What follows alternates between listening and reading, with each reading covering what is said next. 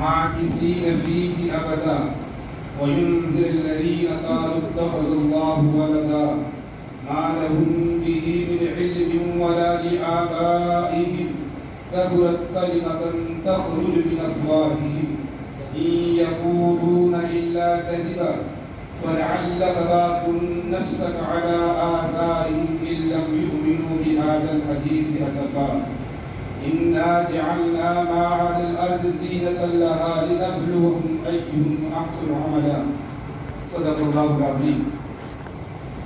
بزرگوں اور دوستو، یہ سورہ کہف ہے. یہ قرآن کریم کے 114 سورتوں میں سے 18 نمبر پر یہ سورت ہے.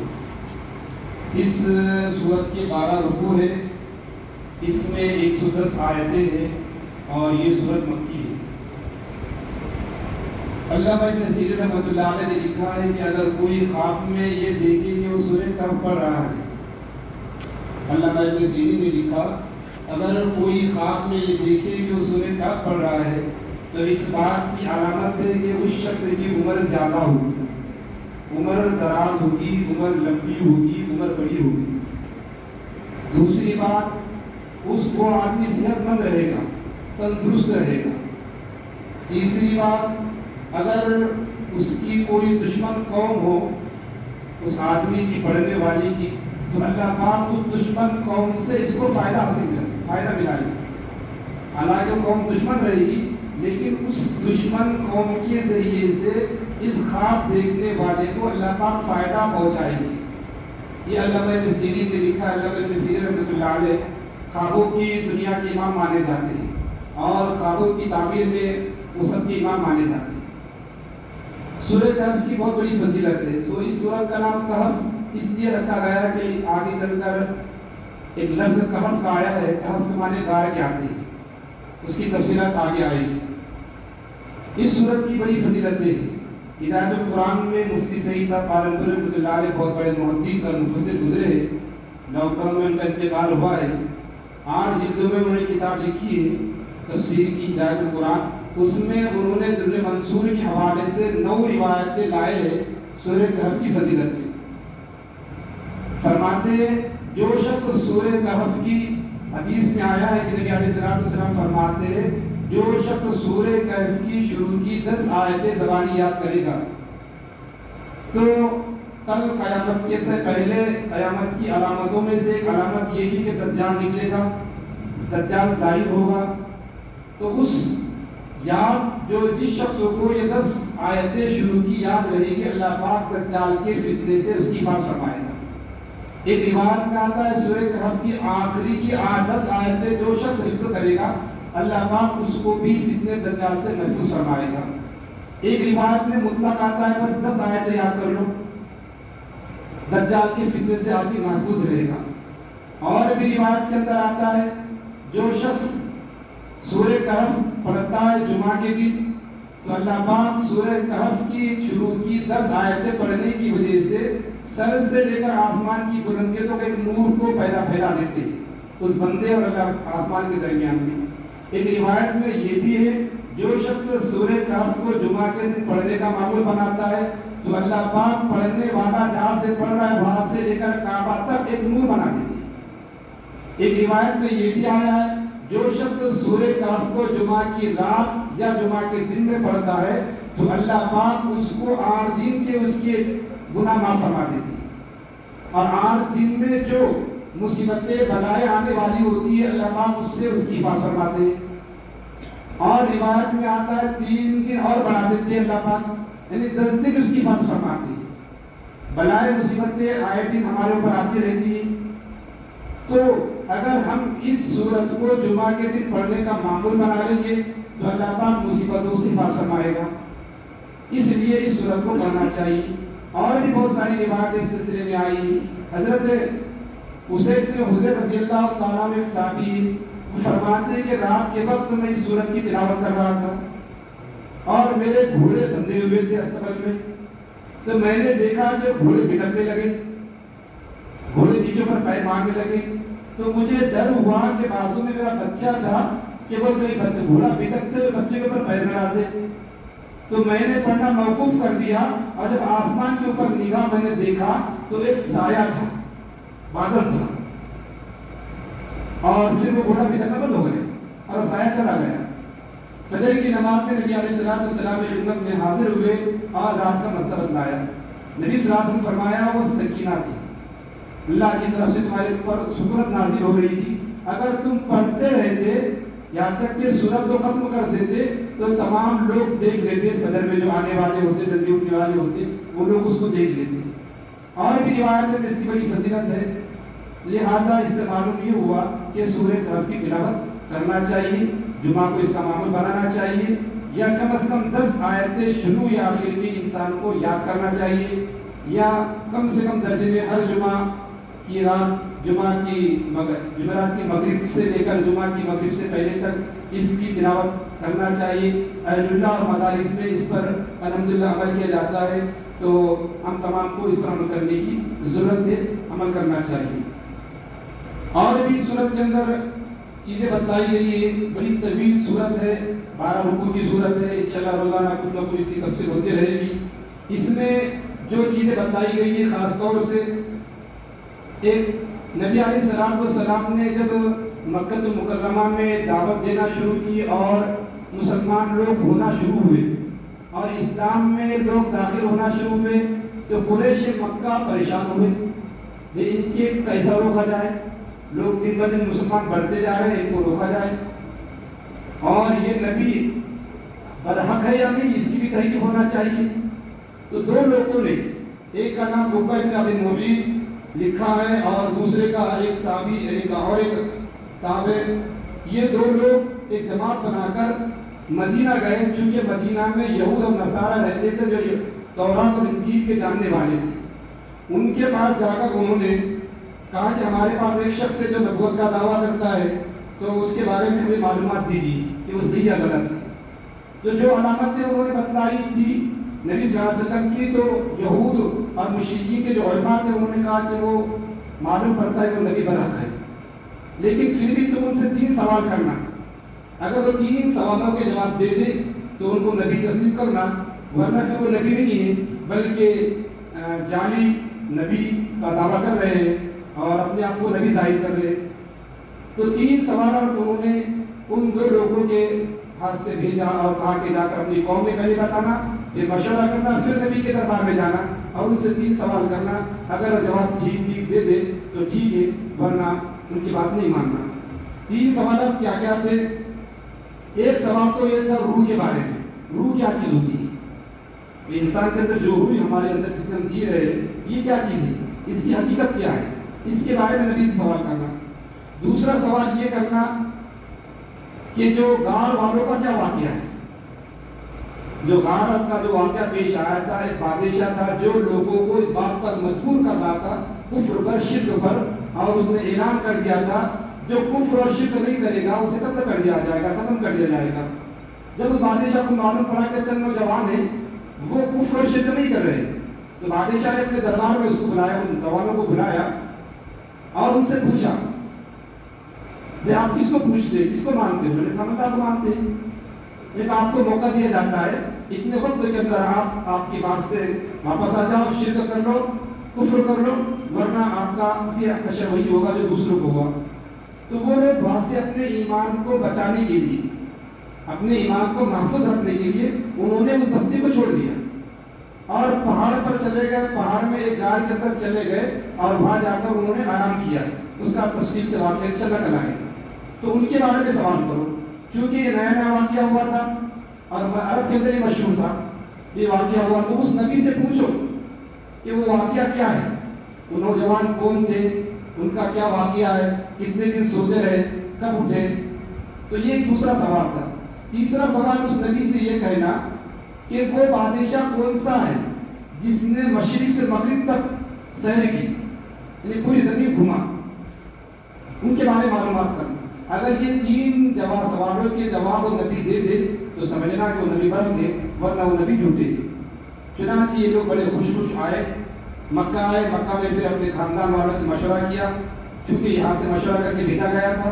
میں علماء یہود و نصارہ نے یہ منصوبہ اور یہ سوالات دیے ہیں ہم سب مل کر نبی کے دربار پہنچتے ہیں۔ چنانچہ یہ لوگ نبی صلی اللہ علیہ وسلم کی خدمت میں پہنچے اور تینوں سوالات کی۔ نبی صلی اللہ علیہ وسلم نے یہ فرمایا انشاءاللہ نبی صلی اللہ علیہ وسلم فرمایا کل میں اس کا جواب دوں، لیکن نبی علیہ السلام نے انشاءاللہ کہنا بھول گئے۔ نبی صلی اللہ علیہ وسلم کو انشاءاللہ کہنا چاہیے تھا، یہ وہی آئے گی انشاءاللہ کل ہم بتا دیں گے، لیکن نبی صلی اللہ علیہ وسلم نے یہ فرمایا کل ہم جواب دیں گے۔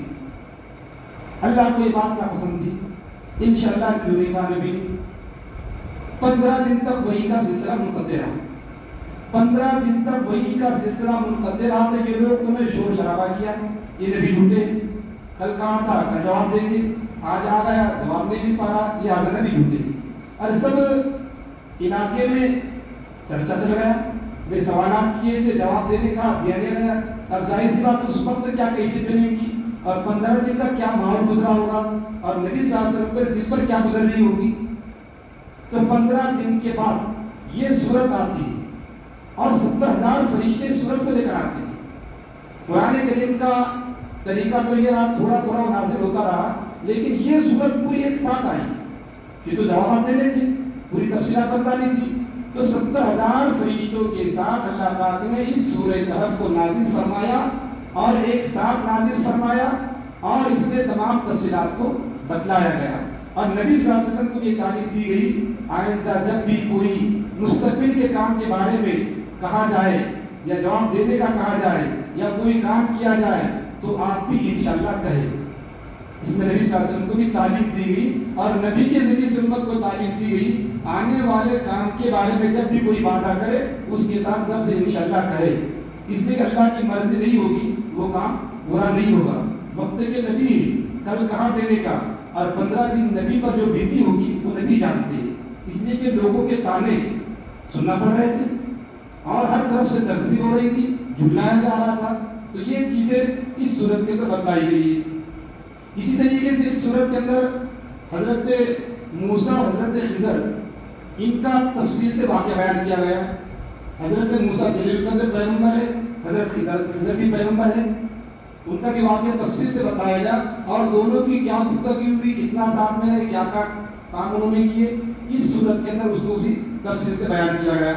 اسی طریقے سے دو دوستوں کا بھی اس کے اندر تذکرہ کیا گیا۔ اس صورت کے اندر دو دوست تھے، ایک ایماندار ایمان والا تھا، ایک مالدار تھا لیکن بے ایمان تھا، مالدار تھا لیکن بے ایمان تھا۔ تو دونوں کے ابتدا میں دونوں کی کیفیت کیا تھی، انتہا دونوں کی کیا ہوئی، یہ دونوں کے واقعے کو بھی صورت کے اندر بیان کیا گیا۔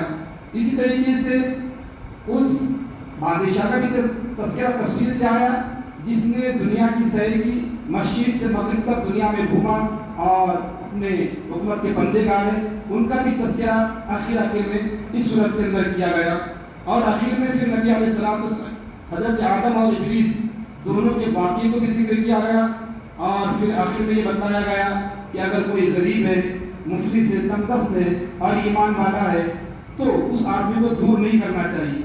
ہوتا یہ کہ آدمی کے پاس کسی کے پاس دولت ہوتی ہے، مال ہوتا ہے اور زر ہوتا ہے، چاہے اس کے اعمال کیسے بھی ہو، لوگ اس کے سامنے جھکتے ہیں، اس کی مانتے ہیں۔ تو یہاں پر یہ ترغیب دی گئی اگر کوئی مفلس ہے، تنگدست ہے، غریب ہے لیکن ایمان والا ہے تو اس کی عظمت کا خیال رکھا جائے، اس کے ساتھ کوئی ایسا سلوک نہ کیا جائے جس سے اس کا دل دکھے۔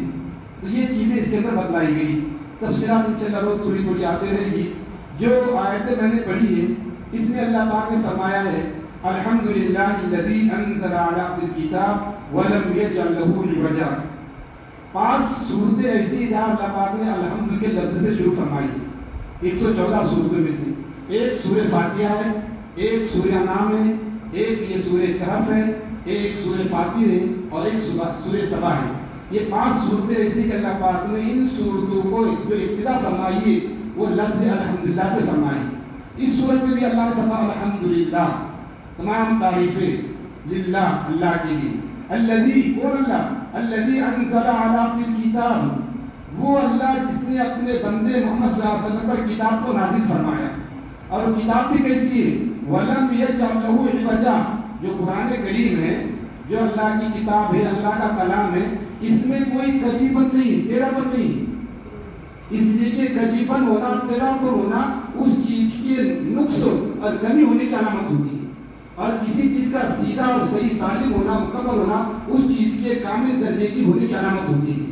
تو قرآن کامل درجے کا مکمل ہے، سیدھا ہے، صحیح راہ بتانے والا ہے۔ تو اللہ پاک نے یہاں پر فرمایا کہ تمام تعریف اس اللہ کے لیے جس نے اپنے بندے محمد رسول اللہ صلی اللہ علیہ وسلم پر کتاب کو نازل فرمایا جس میں کسی قسم کی کمی اور کجی اور تیراپن نہیں ہے۔ اب یہ کتاب ہے کیا؟ قیما لینذر بأسا شدیدا من لدنہ ویبشر المؤمنین الذین یعملون الصالحات ان لهم اجرا حسنا۔ یہ کتاب جو مشرکین مکہ ہے، جو توحید کا انکار کرتے ہیں، رسالت کا انکار کرتے ہیں، ان کے لیے یہ کتاب یہ بتلاتی ہے ان کے لیے سخت عذاب ہے، عذاباً شدیدا۔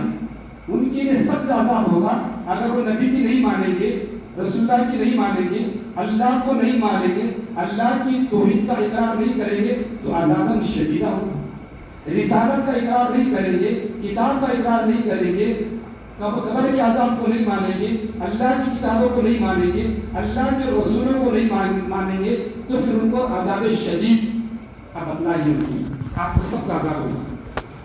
اچھا، جو لوگ مانیں گے وَيُبَشِّرُ الْمُؤْمِنِينَ الَّذِينَ، اور جو لوگ ایمان لائیں گے، یقین کریں گے ان باتوں پر، ان کے لیے اللہ نے فرمایا ان کے لیے یعملون الصالحات، یقین بھی کریں گے اور اچھا عمل بھی کرتے رہیں گے تو ان لهم اجرا حسنا، اللہ تعالیٰ کے نزدیک بہترین اجر ملے گا، ماکثین فیہ ابدا، اور جنت میں وہ ایسے لوگ جو ایمان لانے والے ہیں اور اعمال صالح کرنے والے ہیں وہ ہمیشہ جنت میں رہے گی۔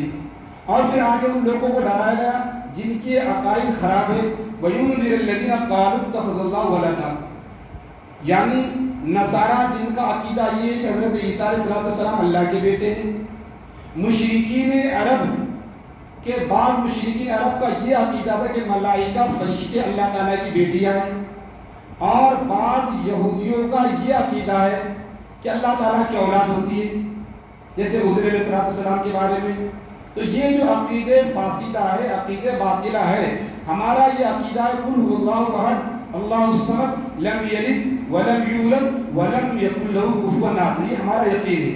لیکن نصارہ کا یہ عقیدہ حضرت عیسیٰ اللہ کے بیٹے ہیں، مشرکین کا یہ عقیدہ ہے کہ فرشتے ملائکہ اللہ کی بیٹیاں ہیں، بعض یہودیوں کا یہ عقیدہ ہے کہ بعض انسان اللہ تعالیٰ کی اولاد ہے۔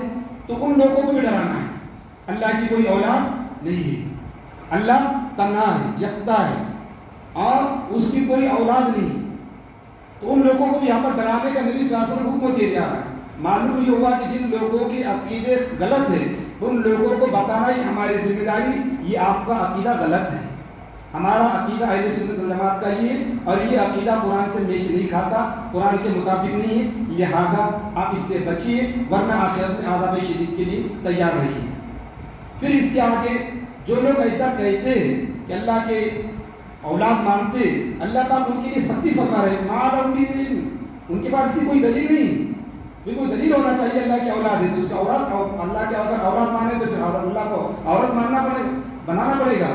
جب اللہ کو جب عورت بنائے گی تو پھر اللہ کی صفات ہمارے جیسے ہمارے اندر کھانے پینے کی اور شہوت کی یہ چیزیں پھر اللہ کو ماننا پڑے گا، اور اللہ تعالیٰ ان تمام چیزوں سے منزہ ہے، پاک ہے، صاف ہے، ستھرے ہے، اللہ کو کسی چیز کی ضرورت نہیں۔ تو پھر ان کے پاس کوئی دلیل بھی نہیں ہے، اور نہ ان کے پاس ہے نہ ان کے آبا و اجداد کے پاس ہے۔ کوئی دلیل ہو تو بات کو مانے تسلیم کیا جائے۔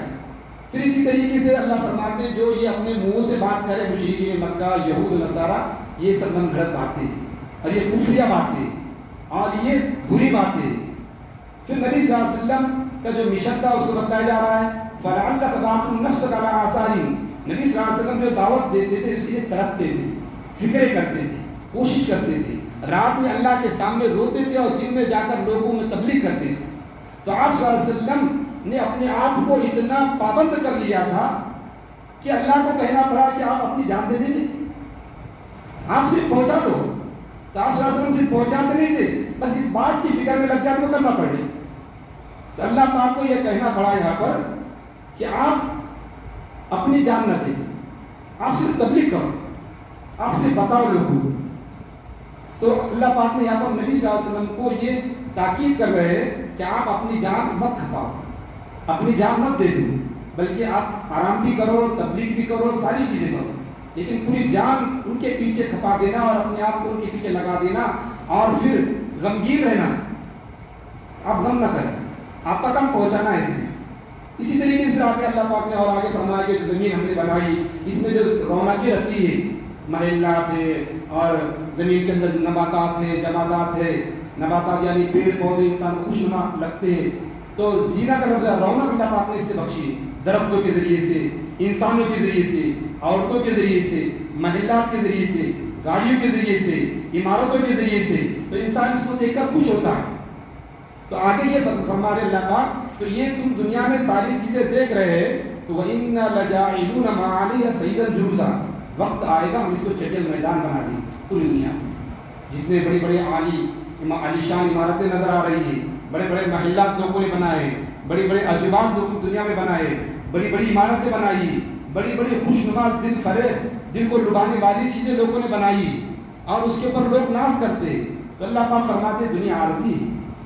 سورہ ملک کے اندر فرمایا الذی خلق الموت والحیات لیبلوکم ایکم احسن عملا، اللہ پاک فرماتے الذی خلق الموت، ہم نے موت کو بھی بنایا ہے، والحیات اور زندگی بھی دی، کیوں؟ لیبلوکم ایکم احسن عملا، ہم یہ دیکھنا چاہتے ہیں جتنی ہم نے انسانیت کو پیدا کیا اس میں سے کون اچھے عمل کرتا ہے، تو اللہ پاک یہ دیکھنا چاہ رہے ہیں، اس لیے دنیا میں بھیجا ہے کون اچھے عمل کر کے آ رہا ہے، یا پھر دنیا کی خوبصورتی کو دیکھ کر اس میں لگ کر آخرت کو بھلا کر اللہ کو چھوڑ کر نبی کے راستے کو چھوڑ کر غیروں کے راستے پر کون چلنا ہے، ہم یہ دیکھنا چاہتے ہیں، آزمانا چاہتے ہیں۔ تو یہ تمام چیزیں اس شروع میں بتائی گئی ہے۔ آیتوں کا ترجمہ یہ ہے، بسم اللہ الرحمن الرحیم، اللہ کے نام سے جو بےحد مہربان اور نہایت رحم کرنے والے ہیں۔ الحمدللہ الذی انزل علی عبدہ الکتاب ولم یجعل لہ عوجا، تمام تعریفیں اللہ ہی کے لیے ہے جس نے اپنے بندے پر کتاب اتاری اور اس میں ذرا بھی کجی نہیں رکھی۔ قیما لینذر بأسا شدیدا من لدنہ ویبشر المؤمنین الذین یعملون الصالحات ان لهم اجرا حسنا، جو سیدھی اور درست کتاب ہے تاکہ اللہ کی طرف سے آنے والے سخت عذاب سے ڈرائے اور نیک عمل کرنے والے مسلمانوں کو اس بات کی خوشخبری سنائے کہ ان کے لیے آخرت میں بہترین بدلہ ہے۔ وَيُنذِرُ الَّذِينَ قَالُوا اتَّخَذَ اللَّهُ وَلَدًا، مَاكِثِينَ فِيهِ أَبَدًا، جس میں وہ ہمیشہ رہا کریں گے۔ وَيُنذِرُ الَّذِينَ قَالُوا اتَّخَذَ اللَّهُ وَلَدًا، اور ان لوگوں کو ڈرائے جو کہتے کہ اللہ نے بیٹا بنا دیا۔ مَا لَهُم بِهِ مِنْ عِلْمٍ وَلَا لِآبَائِهِمْ كَبُرَتْ كَلِمَةً تَخْرُجُ مِنْ أَفْوَاهِهِمْ إِنْ يَقُولُونَ إِلَّا كَذِبًا، نہ ان کے پاس اس کی کوئی دلیل ہے نہ ان کے باپ دادا کے پاس تھی، بڑی ہی نازیبا بات ہے جو ان کے منہ سے نکلتی ہے، یہ محض جھوٹ بکتے ہیں۔ فَلَعَلَّكَ بَاخِعٌ نَفْسَكَ عَلَىٰ آثَارِهِمْ إِن لَّمْ يُؤْمِنُوا بِهَٰذَا الْحَدِيثِ أَسَفًا، تو اگر یہ لوگ اس بات یعنی توحید پر ایمان نہ لائے تو شاید آپ مارے غم کے ان کے پیچھے اپنی جان دے دیں گے۔ اِنَّا جَعَلْنَا مَا عَلَى الْأَرْضِ اللَّهَ لِنَبْلُوهُمْ أَيُّهُمْ أَحْسَنُ عَمَلًا، زمین پر جو چیزیں ہیں ہم نے ان کو اسی لیے زمین کی رونق اور آسائش کا ذریعہ بنا دیا ہے کہ ہم لوگوں کا امتحان لیں ان میں کون عمل کے اعتبار سے زیادہ اچھے ہیں۔ وَإِنَّا لَجَاعِلُونَ مَا عَلَيْهَا صَعِيدًا جُرُوزًا، اور زمین پر جو کچھ ہے ہم قیامت کے دن اسے چٹل میدان بنا دیں گے۔ اللہ پاک سے دعا کہ اللہ پاک ہم تمام کو سمجھ کرنے کی توفیق عطا فرمائے۔ ہمارے پاس یہاں جماعت بھی آئی ہوئی ہے، تو جماعت کا ساتھ بھی دیجیے ان کے تعلیم میں اور ملاقاتوں میں۔ میوات کے علاقے سے جماعت ہے، مختلف جگہ کے اس میں افراد ہیں، نئے افراد ہیں، 4 ماہ کی جماعت ہے، تو بستی والوں سے درخواست ہے ان کا تعلیم میں اور ملاقاتوں میں ساتھ دیجیے۔ اللہ پاک ہم سب کو سمجھ کرنے کی توفیق عطا فرمائے۔ آمین و آخر دعوانا الحمدللہ۔